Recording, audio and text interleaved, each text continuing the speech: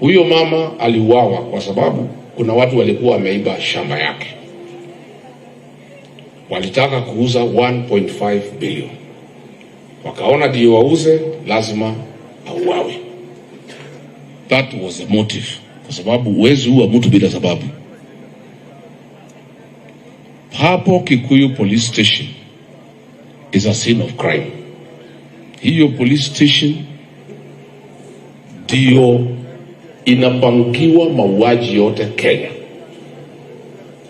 Mambo yote wale askari wanaua watu wako hapo, wanalindwa na Chief Inspector Mulwa, na yeye analindwa na Kimani Ichung'wah, ndio anamdefend asitolewe hapo. Sasa wale askari wa kukodishwa kuua watu wako hapo. Sasa Kenya imefika mahali ukitaka kuua mtu, mumekosana kibiashara ama bibi na bwana mumekosana, unataka kuua, unaenda hapo unalipa polisi, kila polisi 500,000. Hawa watatu walilipwa 1.5 million, wakaenda wakaua huyu mama.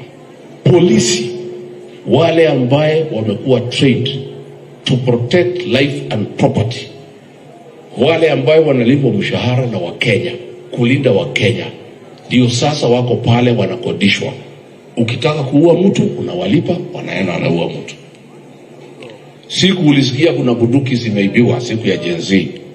Hakuna bunduki ziliibiwa, ni hao polisi walijifanya zimeibiwa. Siko hapo. Hizo sasa kwa sababu zimeondolewa kwa record ya serikali, ndio hao police officers wanapewa, wanaenda wanaua watu.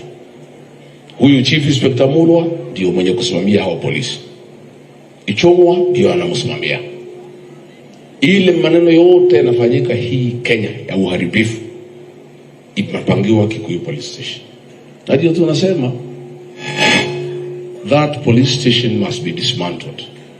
Tunataka kuambia IG atoe huyo OCS and all those police officers, na atuambie tangu hizo bunduki zimekana zimeibiwa, uchunguzi umefika wapi? Kwa sababu bunduki ya askari kiibiwa, within 1 year we should have a report. Sasa juzi walikuwa wanataka kublame vijana wawili, moja ya bodaboda na mwingine ya gari, vijana ya jamii yetu. Wale ambayo waliua watu ni watu ya Murkomen, watu ya kwao, police officers. Polisi wakanitafuta wakaniambia hawa watu wanataka kufunikwa na Murkomen na DCI. Na ndio huyu DCI nikasema ni mtu ya cover-up, nikamtangaza. Akaamua sasa vile nimetangaza aende atangaze hao wawili, lakini aokoe polisi. Nikatangaza polisi na nikamwandikia inbox, nikampatia majina hayo polisi. Nikamwambia ukimaliza taarifa kama utangaze mimi nitatangaza. Akawataja. Wameshika tu mmoja. Huyu mmoja anaitwa Inspector Sang. Siku ya Thursday alishikwa hapo Thogoto. Murkomen akapiga simu akawaachiliwa. Huyo mwingine anaitwa Collins Kiplagat.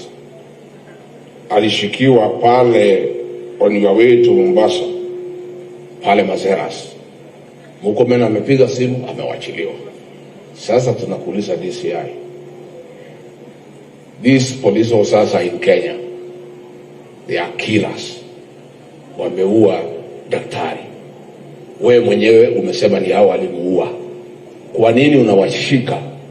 Unaambiwa na Murkomen uachilie hao. Sababu ya huyu inspector kuachiliwa ni kwa sababu anasema atatoboa maneno.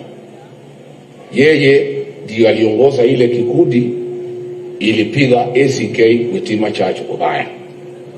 Yeye ndiye aliongoza kikosi ilifamia kanisa yetu ya ACK All Saints Cathedral.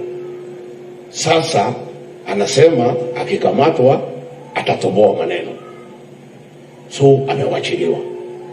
So tunauliza huyu daktari ameuawa, atapata justice namna gani?